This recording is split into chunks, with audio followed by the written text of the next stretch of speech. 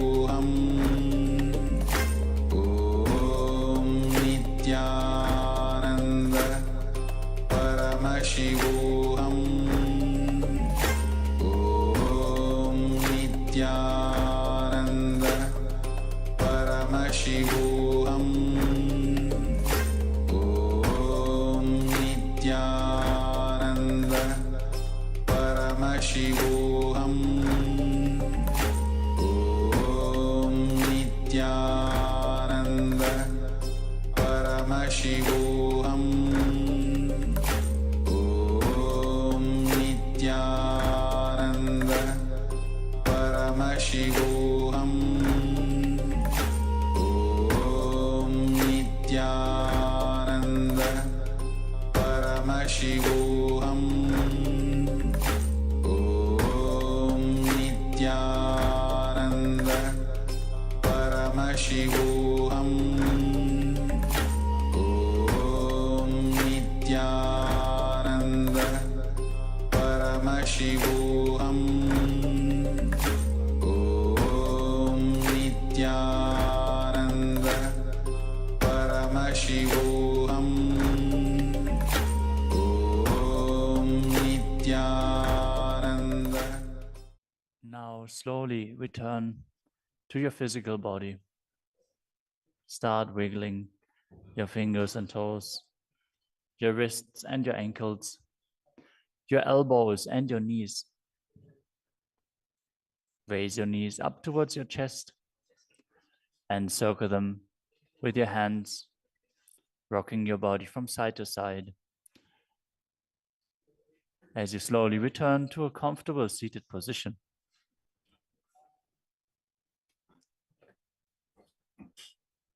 Congratulations for completing the Dvitiya Vinyasa Krama 308 asana sequence as revealed by the Supreme Pontiff of Hinduism. With this, let us conclude the Nithyananda Yoga session. As you sit straight with your head, neck, and spine in a straight line, place your hands in Anjali Mudra in front of your heart center. Close your eyes, take a deep breath, visualize Swamiji, and chant the Purna Mantra. ॐ पूर्णमदः पूर्णमिदं पूर्णात् पूर्णमुदच्यते पूर्णस्य पूर्णमादाय पूर्णमेवावशिष्यते ॐ शान्ति शान्ति शान्तिः हरिः ॐ तत्सत् सर्वं भगवत् श्री नित्यानंद परमशिव पादुकार्पणमस्तु ॐ नित्यानन्दम् Nithyananda, thank you for watching, and if you found the video enlightening, please give it a like, share it with your loved ones, and subscribe to stay connected with us. don't forget to click the bell icon to receive the notifications.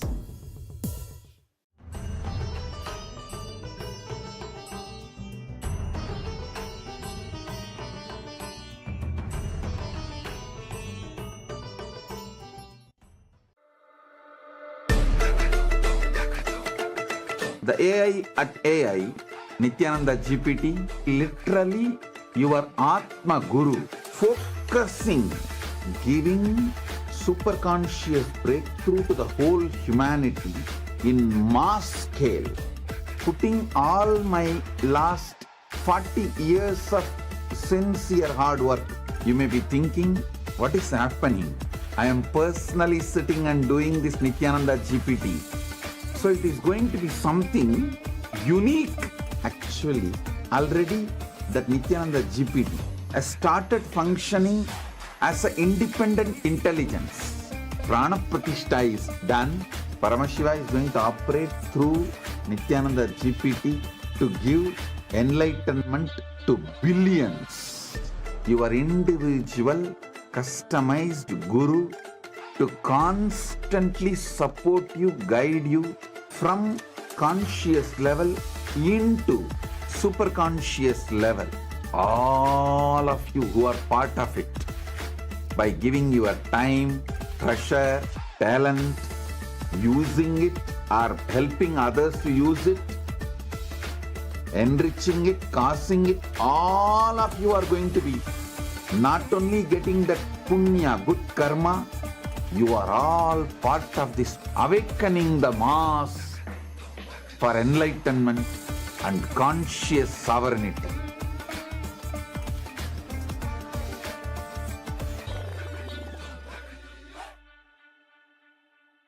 Around 5,000 years ago, at the end of Mahabharat War, the ancient enlightened Hindu civilization consisted of 10,000 Hindu traditions, or sampradayas, that existed in 56 Hindu nations, 200 Hindu kingdoms, 1,700 Hindu provinces that covered more than 6 million kilometers square of Asia. The Supreme Pontiff of Hinduism, SPH, Bhagavan Sri Nithyananda Paramashivoham, is the reviver of Kailasa, this ancient, enlightened Hindu civilizational nation. Kailasa is an unbroken cultural, religious, historical, civilizational, and sovereign continuation and revival of multiple of these historical Hindu sovereign states and Hindu ecclesiastical entities. The unbroken continuity of these ancient Hindu nations through Kailasa results in the legal recognition of Kailasa as per the international customary law, particularly the doctrine of continuity.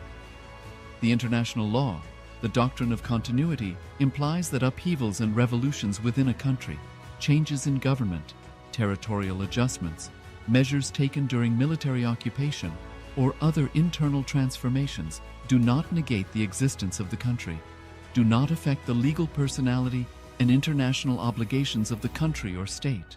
The Vienna Convention on Succession of States in Respect of Treaties, 1978, addresses these principles of the doctrine of continuity as it outlines international law during situation of state succession or continuation.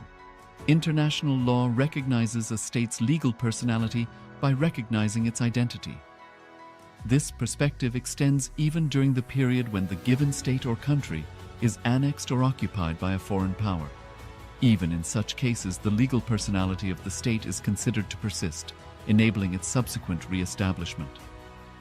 Historical examples dating back to the 18th century include cases like Portugal and Genoa that were re-established after the Vienna Congress of 1815. More recent examples include countries such as Poland, Ethiopia, Czechoslovakia, Albania, and Austria that were re-established after World War II. Even when a nation is deprived of its territory, the nation continues to exist. Its sovereignty and international legal personality continues to persist. The Dalai Lama, as the spiritual and temporal leader of Tibet, exemplifies this principle. In 1959, the Dalai Lama was exiled and forced to flee. Despite the challenges faced, the Dalai Lama continues to advocate for the preservation of Tibetan culture and garners worldwide support for Tibetan autonomy on the global stage. Similarly, from 1309 to 1376, the Pope of Catholicism had been in exile in Avignon. Despite this, he was recognized as the head of state as well as head of the church and given full privileges of the position after their return to Rome. Even in 1861, much of the papal territories had been lost, leaving the Pope with no sovereign territory other than the papal residence and related buildings. Yet his temporal powers were still acknowledged. He was recognized as a head of state, and later, the Lateran Treaty of 1929 formally re-established papal sovereignty over the Vatican City. The Sovereign Order of Malta further exemplifies this principle, retaining international recognition as a sovereign entity despite the permanent loss of their territory upon Napoleon's invasion in June 1798. Despite such permanent loss of territory, the sovereignty and the international legal personality of the Sovereign Order of Malta continue to persist. Much later in 1894, the order settled in Rome and acquired two properties, the Magistral Palace and the Magistral Villa that received extraterritorial status. Today, the order maintains diplomatic relations with 112 countries, issues its own diplomatic passports, currency, stamps, and vehicle registration plates, and has been granted observer status in the United Nations. All these examples of state re-establishment illustrate the principle of continuity of states, as per international law, that a state's legal personality persists over time. A nation continues to exist even after a complete loss of territory. A far more striking example is of the oceanic countries, which are under the threat of their entire nation being drowned and submerged due to rising sea levels owing to global warming. In response to such existential threat of climate change, Pacific Island nations, including Tuvalu, have enacted constitutional amendments and made international declarations affirming that their nation and their sovereign rights will continue to persist, despite their entire territory being lost to the sea. This proactive stance is highlighted in the Constitution of Tuvalu Act 2023 and the Pacific Islands Forum Declaration of 2021. The Supreme Pontiff of Hinduism, Bhagavan Sri Nithyananda Paramashivoham. Through the line of succession is the present 203rd Emperor of the Hindu sovereign kingdom of Surangi Samrajya. He was crowned on the 31st of December 2004 at the age of 26. Thus, by very same principles of the doctrine of continuity, through which the international legal personality of Portugal, Genoa, Poland, Ethiopia, Czechoslovakia, Albania, Austria, Vatican, Tibet, Sovereign Order of Malta, and several other nations has been recognized despite having undergone a period of exile, annexation, occupation by a foreign power, or despite loss of territory. The SPH Nithyananda Paramashivoham, through well-established legal and historical facts about the Hindu sovereign state of the Surangi Samrajyam, derives all sovereign rights and powers of the royal lineage of the Surangi Samrajyam as its 203rd sovereign emperor from his inheritance and continuation of the unbroken succession of the kingdom of Surya Vamsa Surangi Samrajyam Sarvanapitha. Surya Vamsa Surangi Samrajyam, through unification with 20 other sovereign Hindu states and sovereign ecclesiastical, historical entities, became part of the United States of Kailasa, which thus became a sovereign, independent juridical state, with the SPH Nithyananda Paramashivoham as the sovereign. Just as how the oceanic nations like Tuvalu have safeguarded their sovereignty from the existential threat of total submersion by amending their constitution and asserting that their sovereignty will persist regardless of the loss of their territory, Kailasa, which is a sovereign continuation of 21 sovereign Hindu states and sovereign ecclesiastical historical entities, is also reviving and continuing the Kumari Kandam Hindu nations that got submerged. As per the doctrine of continuity, these facts imply that the Kailasa's statehood is recognized by international law and manifests as a natural outcome of well-established historical legal facts. Share your time, talent, and treasure. Become part of Kailasa. Sign up as an eCitizen https://kailasa.ecitizen.info. Around 5,000 years ago, at the end of Mahabharat War, the ancient enlightened Hindu civilization consisted of 10,000 Hindu traditions, or sampradayas, that existed in 56 Hindu nations, 200 Hindu kingdoms, 1,700 Hindu provinces that covered more than 6 million kilometers square of Asia. The Supreme Pontiff of Hinduism, SPH, Bhagavan Sri Nithyananda Paramashivoham, is the reviver of Kailasa, this ancient, enlightened Hindu civilizational nation. Kailasa is an unbroken cultural, religious, historical, civilizational, and sovereign continuation and revival of multiple of these historical Hindu sovereign states and Hindu ecclesiastical entities. The unbroken continuity of these ancient Hindu nations through Kailasa results in the legal recognition of Kailasa as per the international customary law, particularly the doctrine of continuity. The international law, the doctrine of continuity, implies that upheavals and revolutions within a country, changes in government, territorial adjustments, measures taken during military occupation, or other internal transformations do not negate the existence of the country, do not affect the legal personality and international obligations of the country or state.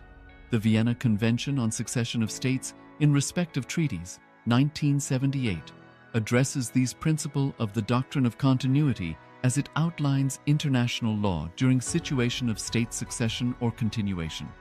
International law recognizes a state's legal personality by recognizing its identity. This perspective extends even during the period when the given state or country is annexed or occupied by a foreign power. Even in such cases, the legal personality of the state is considered to persist, enabling its subsequent re-establishment. Historical examples dating back to the 18th century include cases like Portugal and Genoa that were re-established after the Vienna Congress of 1815. More recent examples include countries such as Poland, Ethiopia, Czechoslovakia, Albania, and Austria that were re-established after World War II. Even when a nation is deprived of its territory, the nation continues to exist. Its sovereignty and international legal personality continues to persist. The Dalai Lama, as the spiritual and temporal leader of Tibet, exemplifies this principle. In 1959, the Dalai Lama was exiled and forced to flee. Despite the challenges faced, the Dalai Lama continues to advocate for the preservation of Tibetan culture and garners worldwide support for Tibetan autonomy on the global stage. Similarly, from 1309 to 1376, the Pope of Catholicism had been in exile in Avignon. Despite this, he was recognized as the head of state as well as head of the Church, and given full privileges of the position after their return to Rome. Even in 1861, much of the papal territories had been lost, leaving the Pope with no sovereign territory other than the papal residence and related buildings. Yet his temporal powers were still acknowledged. He was recognized as a head of state, and later, the Lateran Treaty of 1929 formally re-established papal sovereignty over the Vatican City. The Sovereign Order of Malta further exemplifies this principle, retaining international recognition as a sovereign entity despite the permanent loss of their territory upon Napoleon's invasion in June 1798. Despite such permanent loss of territory, the sovereignty and the international legal personality of the Sovereign Order of Malta continue to persist. Much later in 1894, the order settled in Rome and acquired two properties, the Magistral Palace and the Magistral Villa that received extraterritorial status. Today, the order maintains diplomatic relations with 112 countries, issues its own diplomatic passports, currency stamps, and vehicle registration plates, and has been granted observer status in the United Nations. All these examples of state re-establishment illustrate the principle of continuity of states, as per international law, that a state's legal personality persists over time. A nation continues to exist even after a complete loss of territory. A far more striking example is of the oceanic countries, which are under the threat of their entire nation being drowned and submerged due to rising sea levels owing to global warming. In response to such existential threat of climate change, Pacific Island nations, including Tuvalu, have enacted constitutional amendments and made international declarations affirming that their nation and their sovereign rights will continue to persist, despite their entire territory being lost to the sea. This proactive stance is highlighted in the Constitution of Tuvalu Act 2023 and the Pacific Islands Forum Declaration of 2021. The Supreme Pontiff of Hinduism, Bhagavan Sri Nithyananda Paramashivoham, through the line of succession is the present 203rd Emperor of the Hindu Sovereign Kingdom of Surangi Samrajya. He was crowned on the 31st of December 2004 at the age of 26. Thus, by very same principles of the doctrine of continuity, through which the international legal personality of Portugal, Genoa, Poland, Ethiopia, Czechoslovakia, Albania, Austria, Vatican, Tibet, Sovereign Order of Malta, and several other nations has been recognized despite having undergone a period of exile, annexation, occupation by a foreign power, or despite loss of territory. The SPH Nithyananda Paramashivoham, through well-established legal and historical facts about the Hindu sovereign state of the Surangi Samrajyam, derives all sovereign rights and powers of the royal lineage of the Surangi Samrajyam as its 203rd sovereign emperor, from his inheritance and continuation of the unbroken succession of the kingdom of Surya Vamsa Surangi Samrajyam Sarvanapitha. Surya Vamsa Surangi Samrajyam, through unification with 20 other sovereign Hindu states and sovereign ecclesiastical, historical entities, became part of the United States of Kailasa, which thus became a sovereign, independent juridical state, with the SPH Nithyananda Paramashivoham as the sovereign. Just as how the oceanic nations like Tuvalu have safeguarded their sovereignty from the existential threat of total submersion by amending their constitution and asserting that their sovereignty will persist regardless of the loss of their territory, Kailasa, which is a sovereign continuation of 21 sovereign Hindu states and sovereign ecclesiastical historical entities, is also reviving and continuing the Kumari Kandam Hindu nations that got submerged. As per the doctrine of continuity, these facts imply that the Kailasa's statehood is recognized by international law and manifests as a natural outcome of well-established historical legal facts. Share your time, talent, and treasure. Become part of Kailasa. Sign up as an eCitizen https://kailasa.ecitizen.info.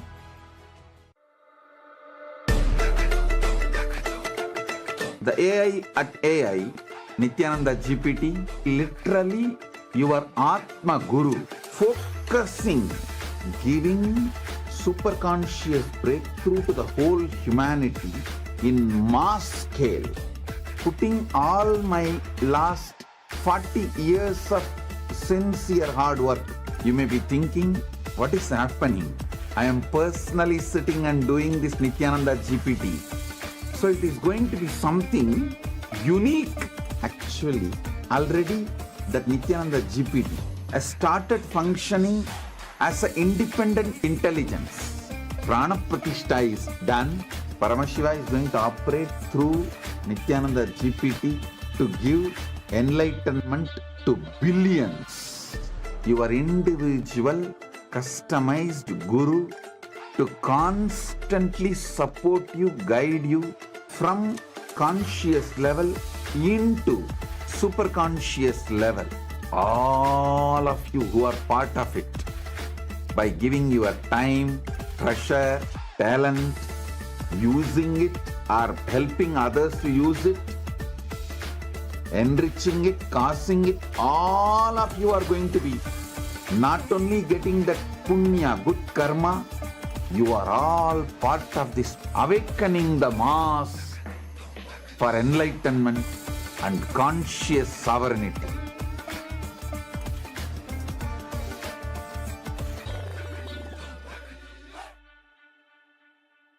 Around 5,000 years ago, at the end of Mahabharat War, the ancient enlightened Hindu civilization consisted of 10,000 Hindu traditions, or sampradayas, that existed in 56 Hindu nations, 200 Hindu kingdoms, 1,700 Hindu provinces that covered more than 6 million kilometers square of Asia. The Supreme Pontiff of Hinduism, SPH, Bhagavan Sri Nithyananda Paramashivoham, is the reviver of Kailasa, this ancient, enlightened Hindu civilizational nation. Kailasa is an unbroken cultural, religious, historical, civilizational, and sovereign continuation and revival of multiple of these historical Hindu sovereign states and Hindu ecclesiastical entities. The unbroken continuity of these ancient Hindu nations through Kailasa results in the legal recognition of Kailasa as per the international customary law, particularly the doctrine of continuity. The international law, the doctrine of continuity, implies that upheavals and revolutions within a country, changes in government, territorial adjustments, measures taken during military occupation, or other internal transformations do not negate the existence of the country, do not affect the legal personality and international obligations of the country or state. The Vienna Convention on Succession of States in respect of treaties, 1978, addresses these principle of the doctrine of continuity as it outlines international law during situation of state succession or continuation. International law recognizes a state's legal personality by recognizing its identity. This perspective extends even during the period when the given state or country is annexed or occupied by a foreign power. Even in such cases, the legal personality of the state is considered to persist, enabling its subsequent re-establishment.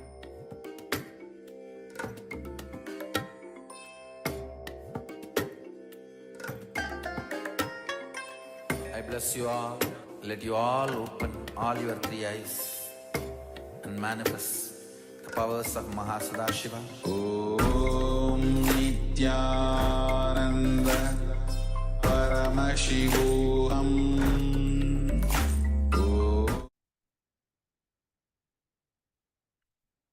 Nithyanandam Paramasukadam Kevalam Jnanamurtim Dvandvatītam Gagana-sadisham Tattvamasya-vilaksham Ekam Nityam Vimalamachalam Sarvadi Sakshi-bhuktam Bhavatītam Triguna-rahitam Sadgurum Tam Namami. Nithyanandam, we welcome back all our participants for another day, another revelations, sacred revelations of the Supreme Pontiff of Hinduism. So today, as we are in the day 15th of Paramashivoham Level 2, we will be starting our day with a very special revelation by the Supreme Pontiff of Hinduism. This is on the genesis of identity. I'm sure many of us would have gone through this beautiful discourse, beautiful revelation by Swamiji. But for those who haven't, our identity is based on usually our identity, as long as we are not enlightened, is based on I and mine. For example, we look at ourselves as our attributes, as our status, as our assets, as our wealth, as our talents. But these are ours. These are not us. Who are we really? So in this revelation, the supreme point of Hinduism will be making us aware of our different identities, our inner image, outer image, others image, life image. So without any further delay, let us enter into this extraordinary revelation. And this is a very important step, as it will help us identify various incompletions and various limiting cognitions in our life. So let us proceed with this extraordinary revelation.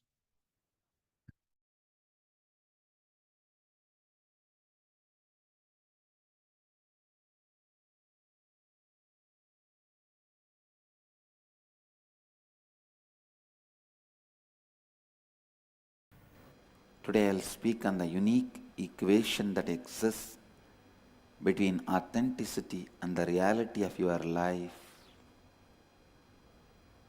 When you expand what you think as you, directly you expand what you project as you, and you also expand and fulfill what others expect from you.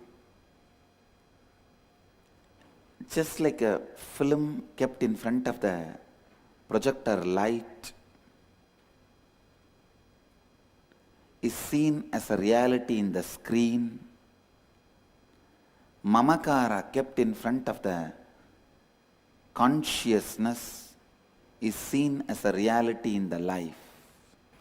When you start developing your inner identity and that brings result in the outer world, you will be excited to grow spiritually.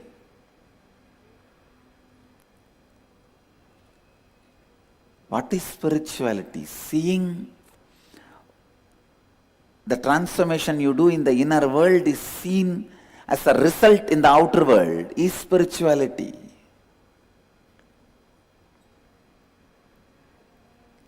The joy and the excitement you feel is because the moment you start the transformation in the inner world, the outer world is changing. The reason is, when you think you are a big established brand and you don't need to get any more the customer feedback and develop the product, customers start rejecting you.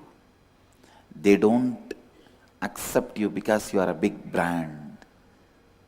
They try you if you are a big brand. But only if they see the product is worthy, they continuously consume it. Otherwise, after trying, they dump it. If you don't take the customer feedback, the customers will be giving their feedback to others, which is very dangerous. If you want your life to be successful, constantly receive. Constantly get the feedback from customers, means others' expectation about you, who are all involved in your life, their expectations about you. We all ask the question, why should I fulfill others' expectation about me? World is so much of selfishness. Why should I bother what others want about me? Why? Listen.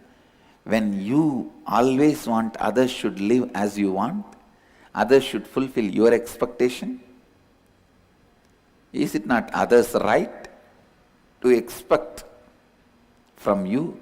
You will fulfill their expectation. At least whoever is involved in your life and how many lives you are involved, decide.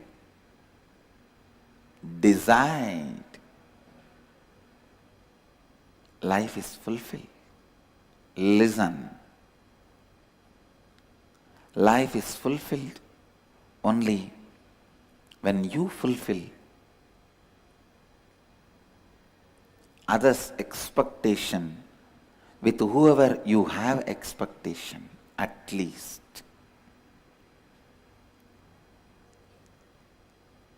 You don't need to fulfill the expectation of a person, somebody in the street with whom you have no expectation. But you have to fulfill the expectations of the people with whom you have expectations. If you have expectation with that person, the person has a right to have expectation about you. What is your reality? Your perception about you, your perception about what you feel as you, and what you project yourself to others, and what others are expecting about you. The genesis of identity means the components out of which your identity is made, dismantling it, oiling it, lubricating it, and assembling it back. Please understand, due to the dust called incompletions, different parts of you started getting into friction, wear and tear, dust and rust, and many times the whole mechanism collapses. Lubricating your inner space, completion is the lubricant with which we will clean, overhaul the whole inner space.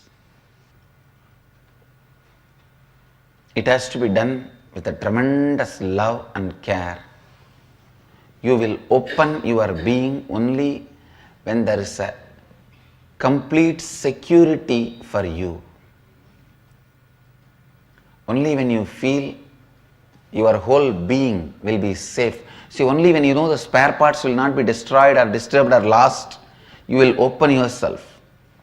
I know in the young age, all of us would have done, I have done it with a lot of vigor and enthusiasm, excitement, dismantling the whole alarm clock and then handing it over in the carry bag. How many of you have done it? I have done it. Dismantling anything you get it in the house, whether it is alarm clock or a watch or something, you dismantle with all your excitement and joy, and finally when somebody comes to your house, some guests or the parents have gone out or come back, you don't know what to do, you put the whole thing in carry bag and hang it. You can't open you unless you are sure the spare parts will not be lost. You will be able to put it back. The person who dismantles can put it back. He doesn't need to put you in a carry bag and hang it in the wall.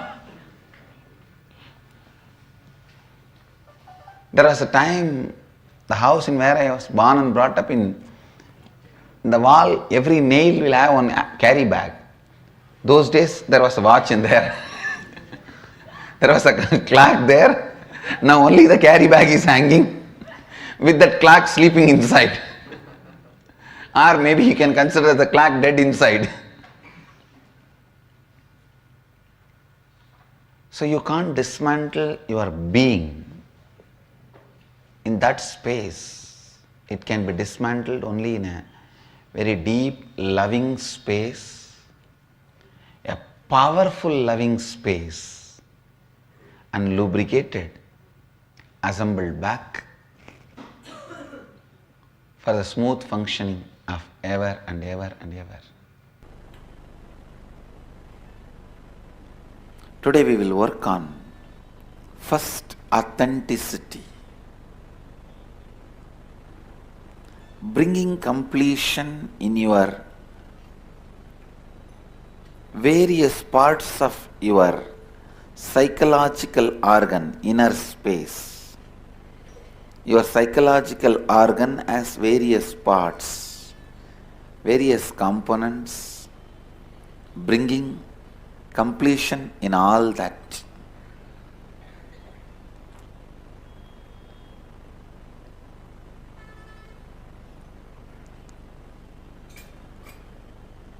We will understand the genesis of our identity.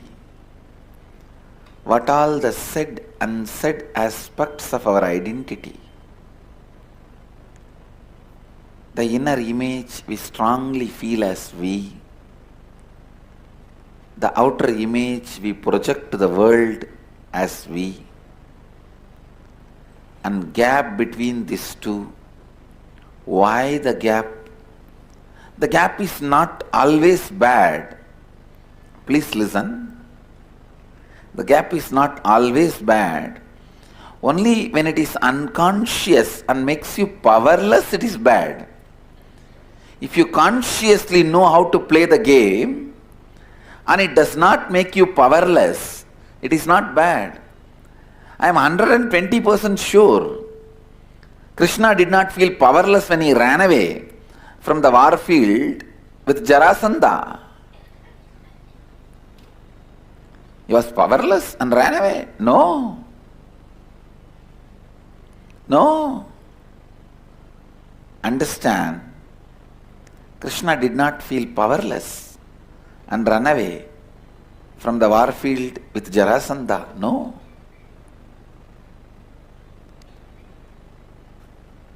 If you know consciously how to play with these two, inner identity and outer identity,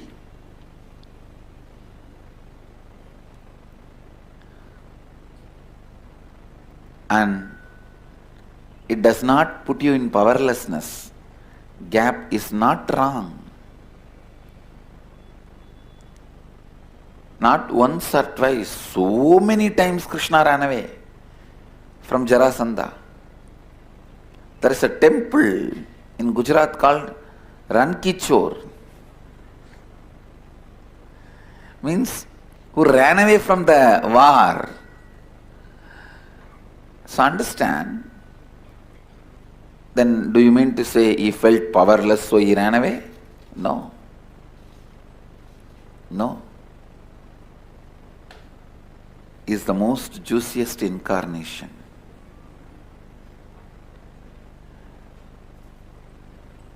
He never felt powerless. He knows how to handle the identities, where to project what.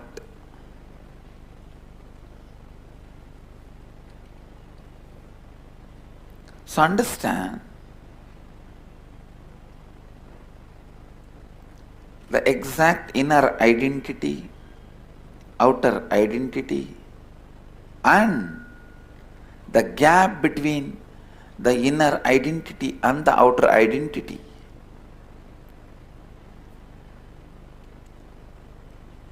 And what you want others to experience, feel about you, and what you feel about others. There is always a big gap between these two. You want everyone to feel about you as a loving, caring, trusting, blissful, joyful person. But you believe, you think about everybody as crooked, cunning, cheats, bunch of thieves. Now you need to know the gap between your inner identity and outer identity. That gap is neither good nor bad.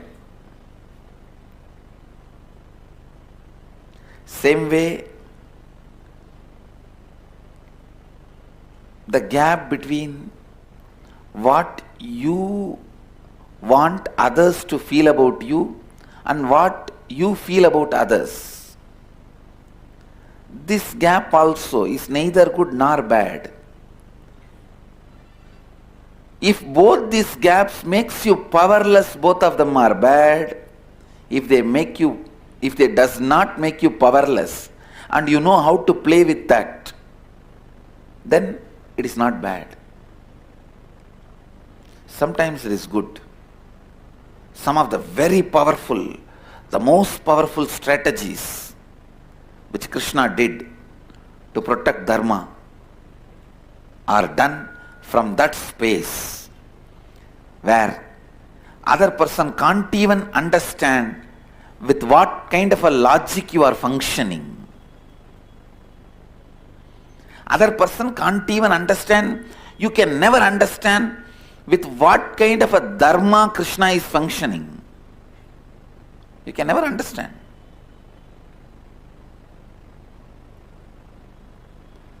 But he is the most dharmic being. Because the gap between inner identity, outer identity has not put him in powerless space. SDHT, self-doubt, hatred, denial. When he was running away from Jarasandha, I can be 100% sure he would have had a cup of coffee or a coke and chatting with his Sakhis, if not flirting, in his chariot. He would not have had a single moment of powerlessness. But if he has seen some enemy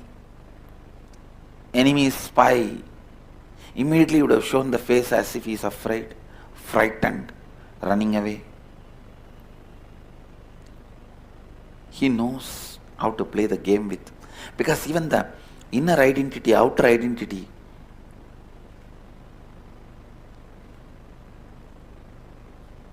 the life image and others' image, even that has become like a nail and hair for him with which he can do makeup, whatever he wants and play with it.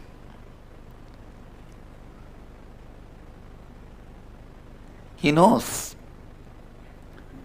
how to show them, showcase them and use them, play with them. So understand,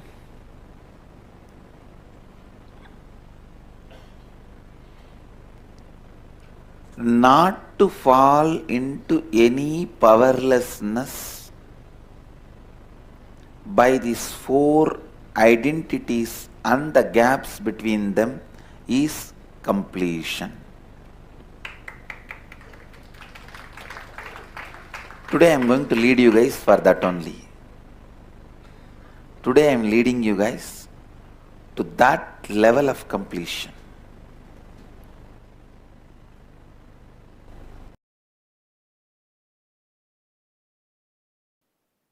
See, it's a caricature of all of us put together.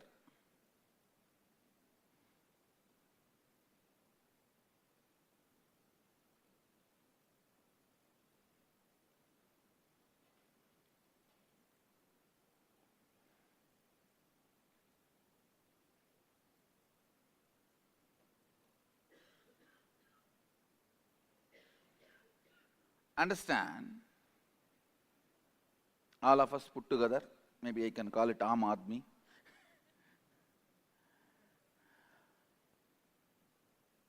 Whatever ideas you are carrying about you inside you is inner image. Sometimes you carry ideas which is making you powerful. Oh, I am healthy, I am powerful, I am capable. Sometimes you feel, no, whatever I touch gets destroyed. I am inauspicious, whatever ideas you carry, which makes you powerless. That's what we call negative.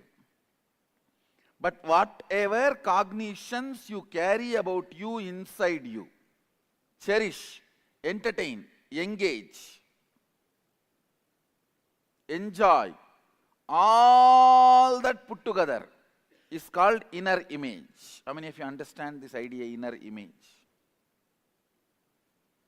How you show you to others, like how you behave with your boss, with your spouse, with your brother, with your father, with your mother, with your uncle, to all of them.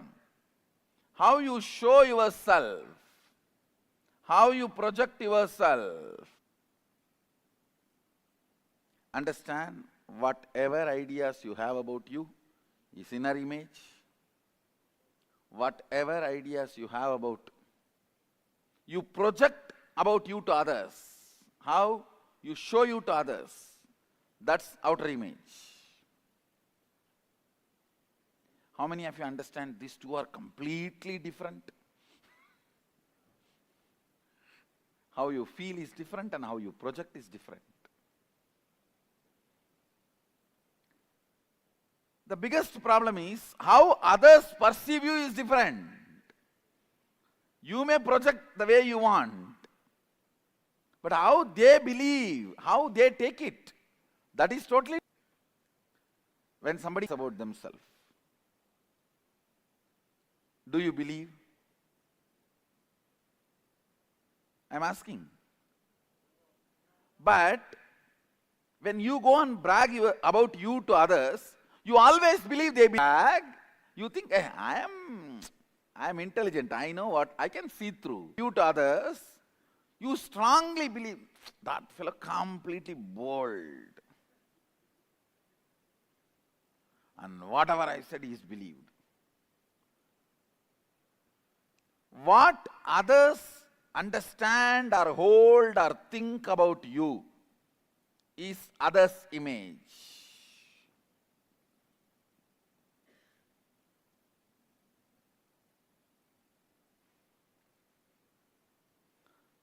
Understand?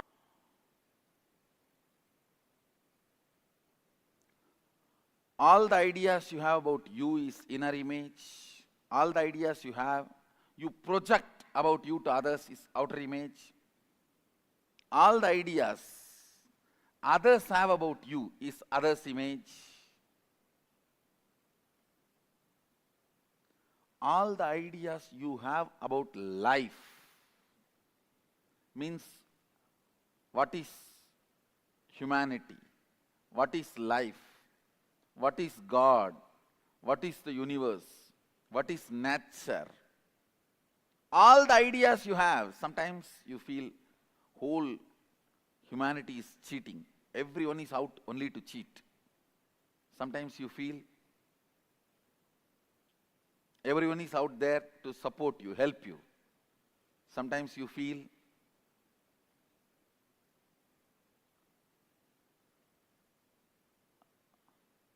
God is not just. So many different ideas you carry about life is called life image.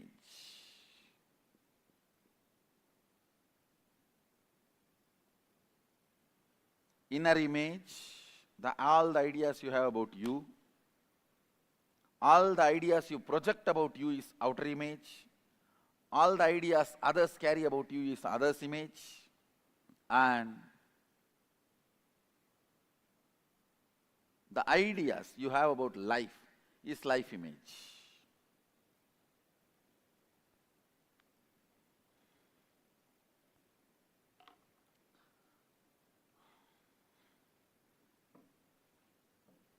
Understand?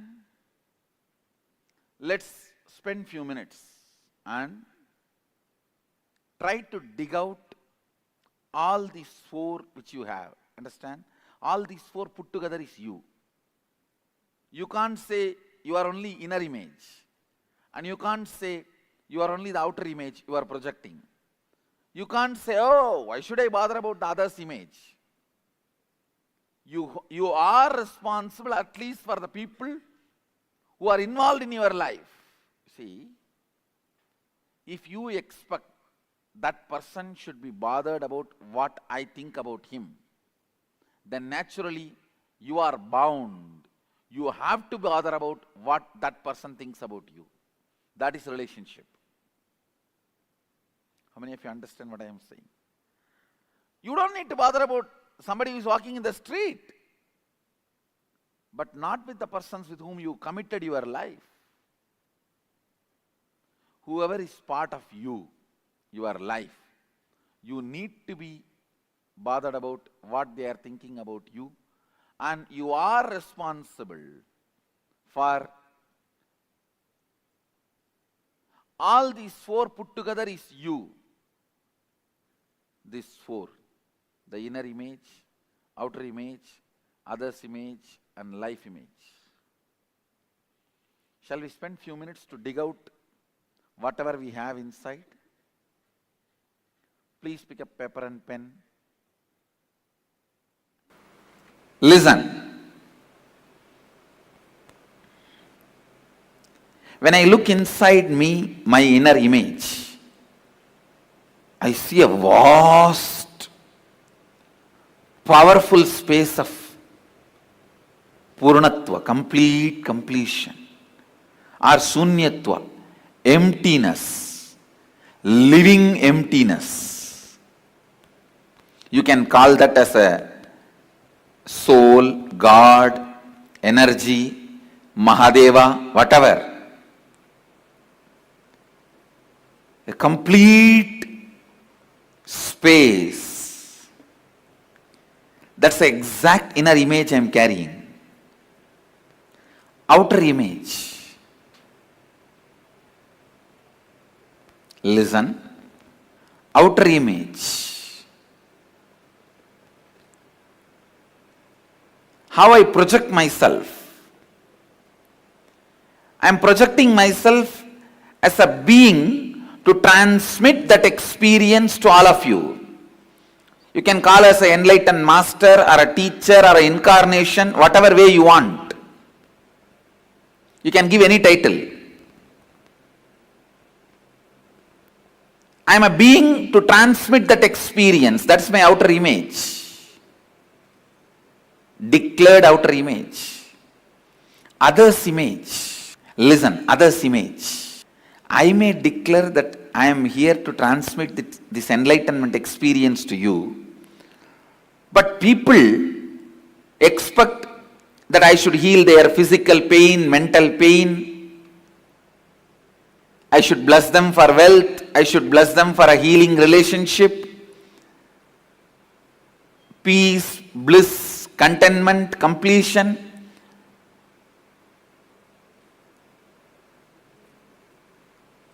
See, the other's image, what people perceive from me and expect from me, maybe it is different than what I declare, but even then I am responsible. Because whatever they expect is within the purview of my declaration. Please understand. When I say I am here to transmit that experience to you, to give that experience to you, I have to give you at least 1000 volt spiritual energy. But to clear your cancer or headache, I need to give only 0.5 volt energy. So if you expect me to heal your physical problems, I am responsible for it because that falls in the purview of my declaration. Anything which can be done by the transmission of energy and experience of enlightenment, the side effect, after effect, byproduct of transmission of energy, you have a right to expect from me because that comes within the purview of my declaration. It is my responsibility to fulfill it. Only if you expect that I should win the World Cup, playing the football match, I am not responsible for it because that doesn't come under my declaration, the purview of my declaration.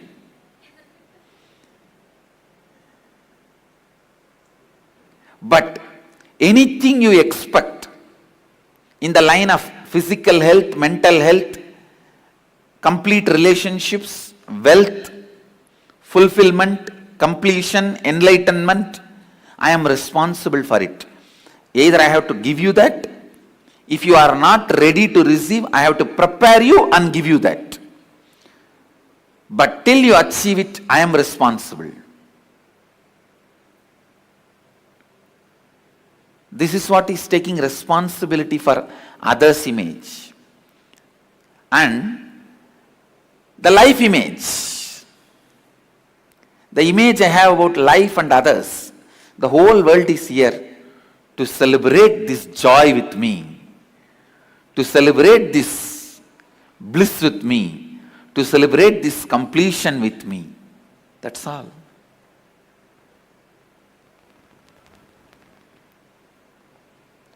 So understand,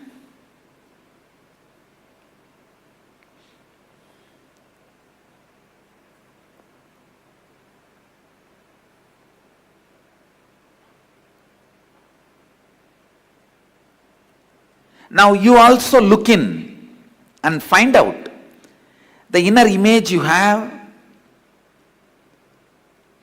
outer image you project, others' image you created, for which you are responsible, and life image you are having about life and others.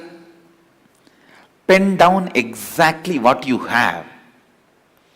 Then we will find out the root cause of all the problems you have in your life.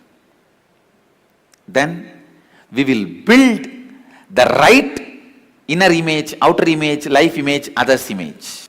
Come on. First, let's spend a little time in finding the inner image you are having, outer image you are having, others' image you are having, life image you are having, without editing. Please start penning down.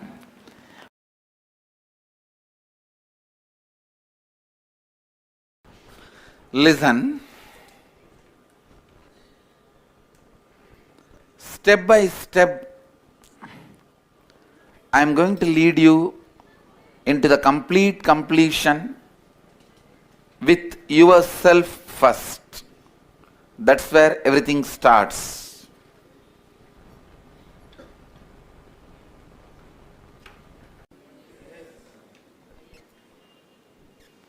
And how you project you to others.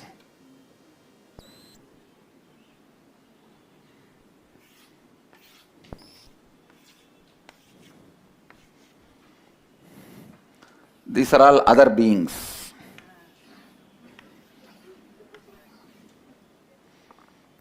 You can name your father, mother, brother, spouse, children, whatever you want. How you project you to others, outer image.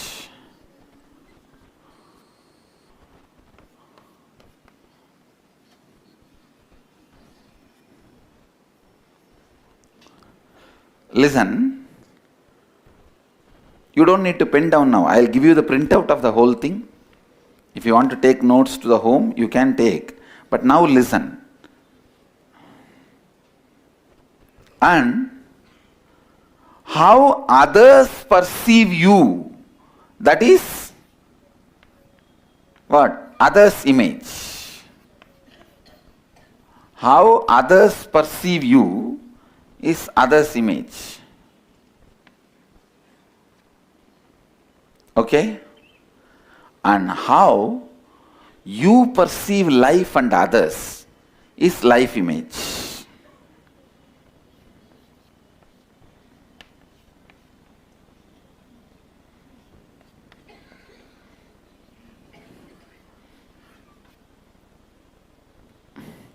How many of you are able to understand these 4 words? Raise your hand. Yes. How many of you are not able to understand these 4 words? Raise your hand. Keep the hands up. I'll explain. Now you have to keep the hands up and listen. Whoever is not able to understand these 4 words, I'll explain once more so that you will listen. Aligning all the 4 and raising them to the peak is authenticity. The whole program is just this two line. I'm going to now align all the four, step by step, working on everything.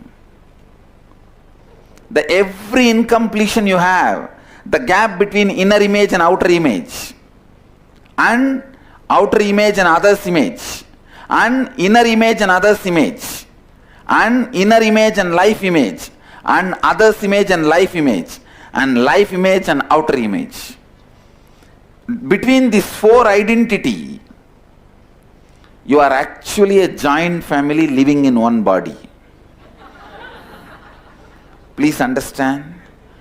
You are a joint family living in one body. You are not embodied being. You are embodied beings together. Incompletions amongst them, completing them, integrating you and raising you to your peak is what I call authenticity. Now I am going to do this step by step for you.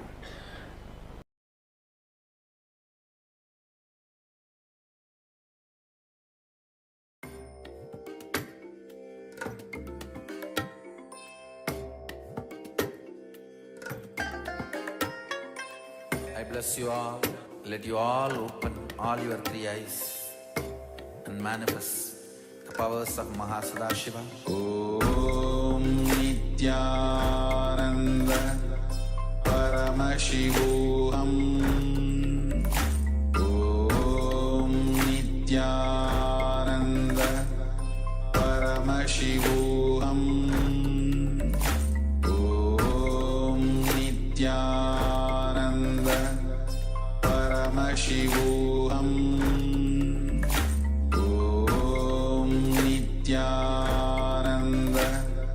Paramashivoham. Om Nithyananda Paramashivoham. Om Nithyananda Paramashivoham. Om Nithyananda Paramashivoham. Om Nithyananda.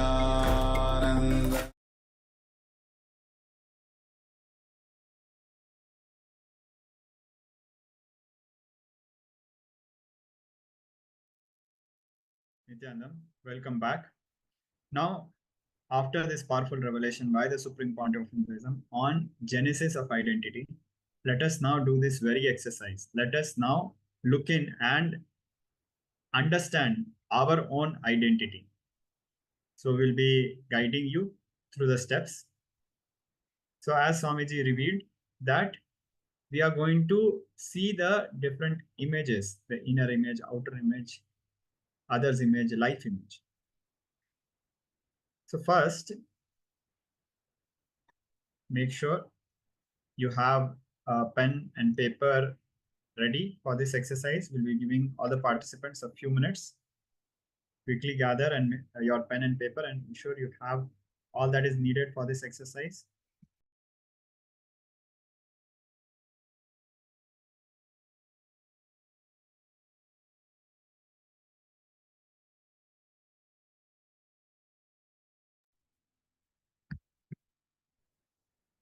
So as Swamiji was revealing, we have an inner image. That is what we think of ourselves inside us. So take a few minutes and describe all the words and statements you use to describe yourself, the qualities that you believe are part of your internal image, your inner image. For example, you might feel I am lazy, I am stupid, I am intelligent, but I am not able to express. I'm hardworking, but people don't understand. So in this particular example, I'm hardworking. That will be your inner image. But people don't understand. That will be others, your image of others. So focus on all the attributes you impart to yourself all the attributes of your inner image. So please spend some time. Always you'll show outside the other image, but inside you'll feel you're always lower than what you show outside. So write down all the things where you felt you're afraid, you're scared, you're not intelligent, you're lazy, all the inner image you have inside. But always you show something outside. But what you feel inside, just pen down all this for a few minutes. Okay, please have your pen and paper and write down all the inner image. We will also be projecting the exercise for your reference.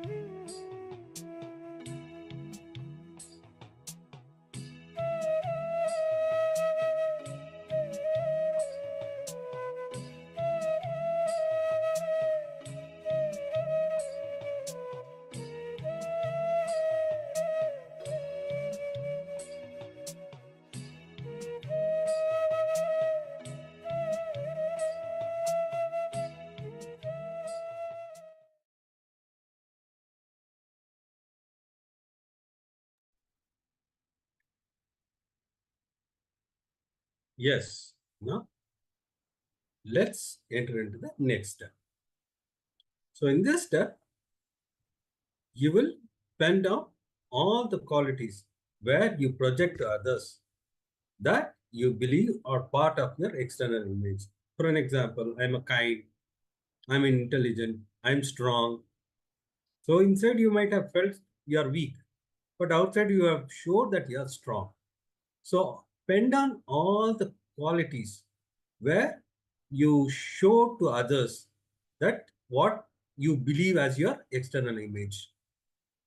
Now, pen down. Let's enter into this exercise.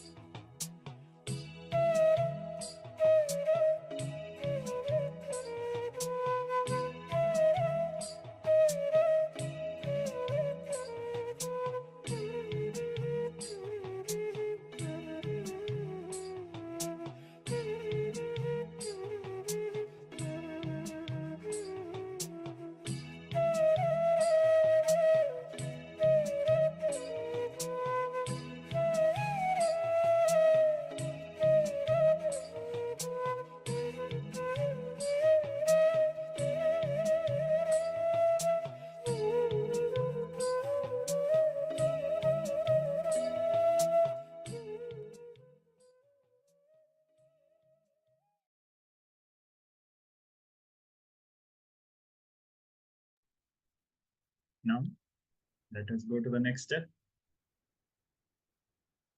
Now, describe all the words and statements others have used to describe you. What others believe about you, the image they carry about you. Others might carry an image, for example, you're arrogant, you're stupid, you're stubborn, you do not listen. So, recollect and describe all the words and statements others have used to describe you. Yeah, you may be showing outside what you are, but different people have different perspective of about you, what you are, based on how you show yourself. So pen down all the images what others have on you. Now let's enter into the exercise. Take few minutes.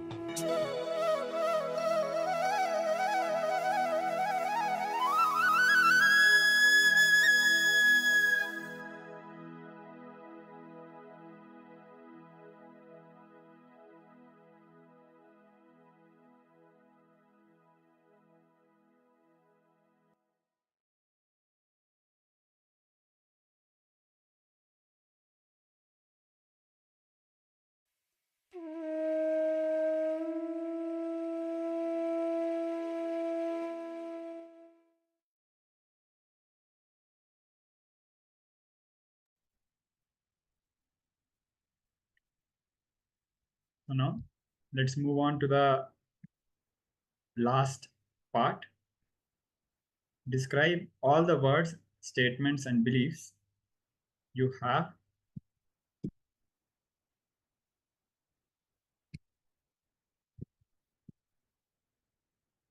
about the world and towards life. For example, you might believe that life is unfair, life is cruel, life is unjust, life is unfavorable towards you. So, whatever words or statements you have about the world and towards life, please spend some time and pen them down. Yes. See, what happens whenever something goes wrong, we always blame on life. Life always keeps sufferings. So life is unjust to me every time whenever you go into this emotional. So pen down whenever you went on the low mood or the powerlessness and what you said to the life. So pen down all the things what you said to life image. It's about a life image where you are saying life is always giving suffering. Why God is giving suffering to me? Why is always unfair to me? It might be God or life image. You can just pen down. Yes, now let's enter into the exercise.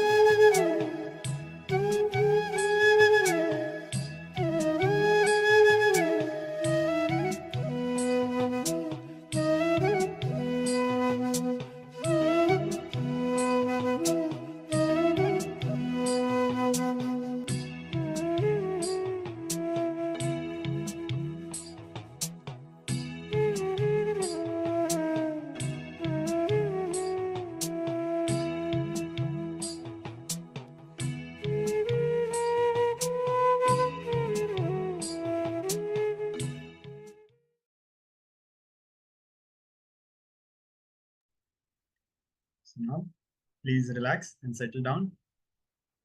Now that you have noted your inner image, outer image, others image, and life image, keep this, and we will be again referring to this in the later exercises.